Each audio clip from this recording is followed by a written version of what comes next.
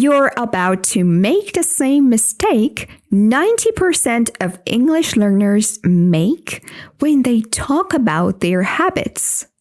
You say, I want to do exercise every day. And native speakers hear something off.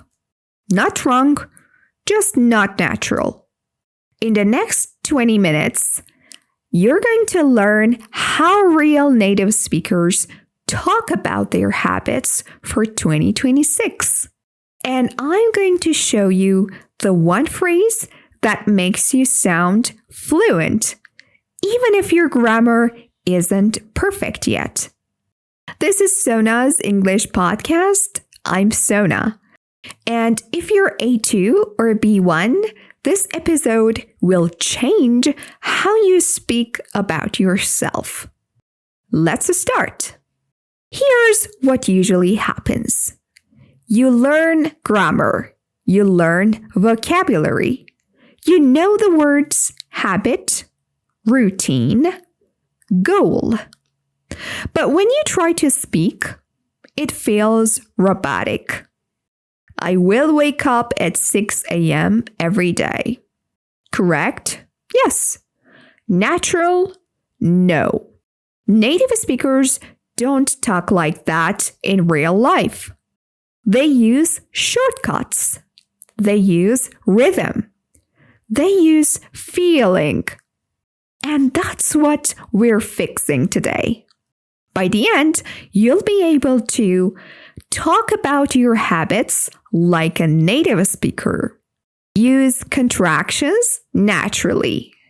Sound confident, not stiff. But first, I need to show you the invisible structure. Most English learners focus on words, but habits are about time patterns. And in English, time changes everything. Let me explain. When you talk about habits, you're really talking about frequency. How often, when, for how long.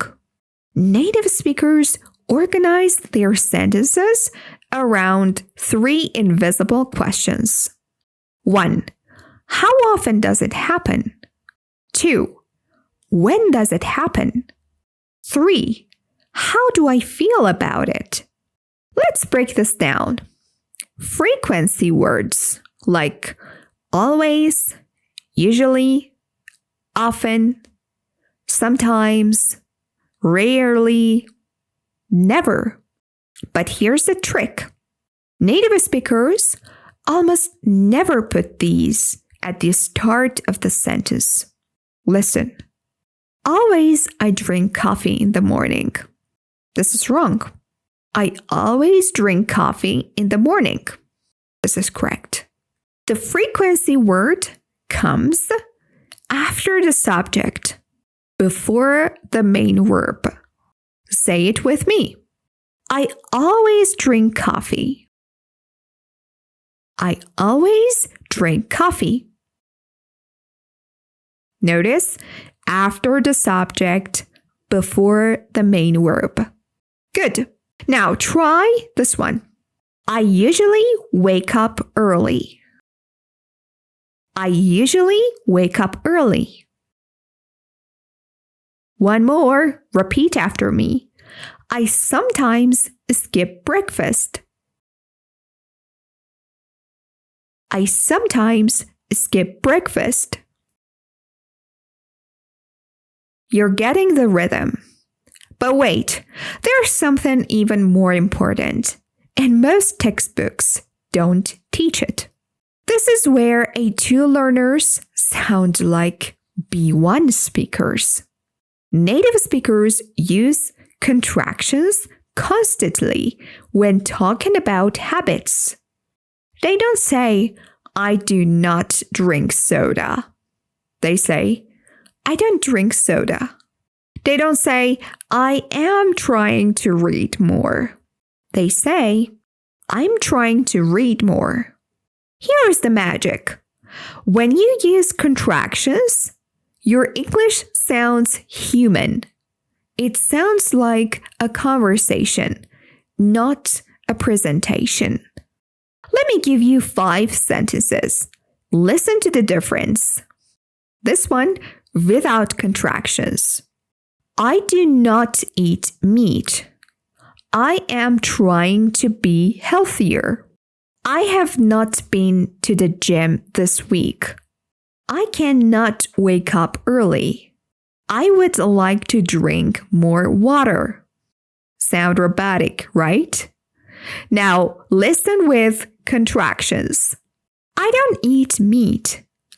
I'm trying to be healthier. I haven't been to the gym this week. I can't wake up early. I'd like to drink more water. Feels alive. Practice this out loud right now. Repeat after me. I don't eat meat. I'm trying to be healthier. I haven't been to the gym this week. I can't wake up early. I'd like to drink more water. Good.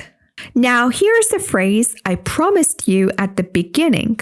The phrase that makes you sound fluent. I've been trying to. I've been trying to. This is present perfect continuous. I know it sounds scary, but trust me, it's simple. Use it when you started something recently and you're still doing it. For example, I've been trying to wake up early. I've been trying to eat healthier. I've been trying to practice English every day. Notice the feeling? It's not I will. It's not I do. It's I started. I'm working on it. It's not perfect yet. This is exactly how native speakers talk about their habits in January. Because habits are messy. They're not perfect. And this phrase shows honesty. Stay with me. Repeat after me. I've been trying to. I've been trying to. I've been trying to. Now add your own habit. I've been trying to. I've been trying to. Perfect! You just unlocked native level conversation. But let's go deeper. When you talk about your habits, you don't just list them. Tell a mini story. Here's the structure. 1. What I used to do. The past tense. 2. What I'm doing now. Present tense. 3. What I want to achieve in future tense. For example, I used to skip breakfast every day, but now I'm trying to eat something small in the morning. My goal is to have more energy throughout the day. See the flow? Past, present, future.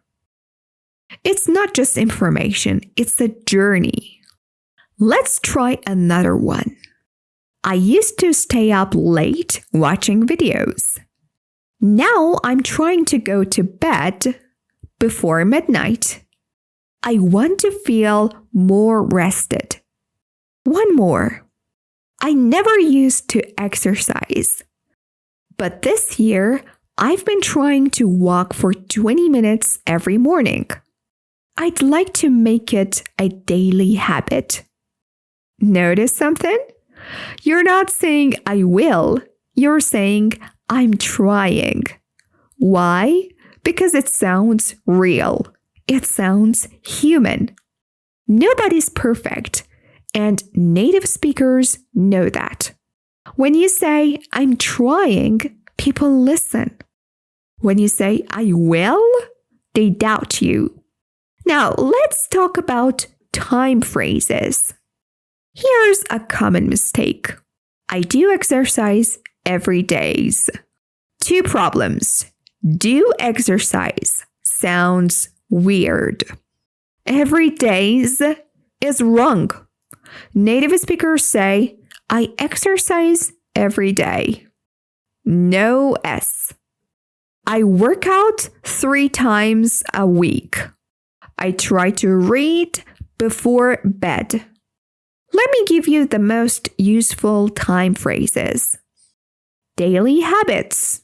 For example, every morning, every night, before bed, after work, in the morning, in the afternoon, in the evening. For weekly habits, we can say once a week, twice a week, 3 times a week. On weekends, every Monday, every Tuesday, and etc.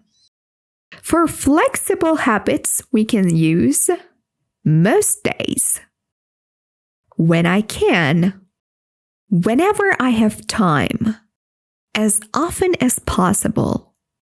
Let's practice. I meditate every morning. I call my family twice a week. I practice English whenever I have time. Easy, right? Now let's handle the hard part. Talking about habits you don't do. This is tricky.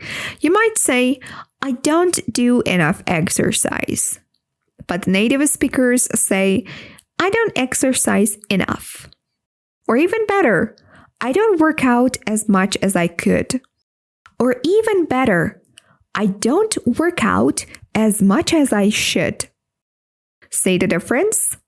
The second one sounds more natural, more human. Here are some honest phrases. I don't drink enough water. I don't sleep enough.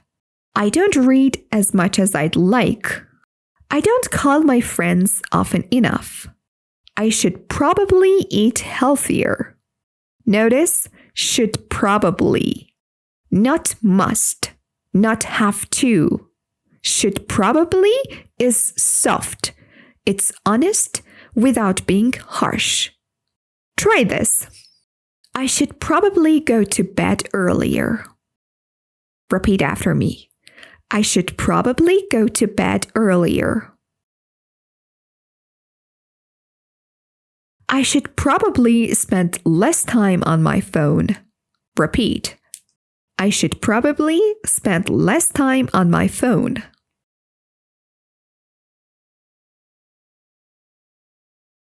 Good. Now let's bring everything together. Imagine someone asks you, what are your habits for 2026? And here's how you answer. Well, I've been trying to wake up earlier. I used to sleep until 8 or 9, but now I'm setting my alarm for 6:30. I don't always succeed. Sometimes I hit snooze, but I'm getting better. I'm also trying to exercise more. I go to the gym 3 times a week, usually in the evening. I don't love it yet, but I feel good after.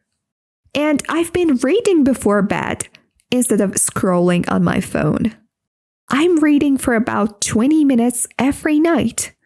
It helps me sleep better. I should probably drink more water though.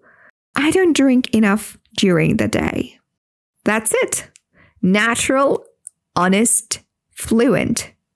Notice contractions, I've been trying to, time phrases, and honesty about struggles. You can copy this structure for any habit. Now, one final thing. Here's the truth. Your English doesn't need to be perfect. It needs to be honest. When you talk about your habits, you're not just practicing grammar. You're sharing who you are. And that's what makes conversation real. So use contractions. Use I'm trying. Be honest when things are hard. Because that's what native speakers do. Before you go, I want to hear from you. In the comments, write one sentence about your 2026 habit using I've been trying to. Use this phrase, I've been trying to.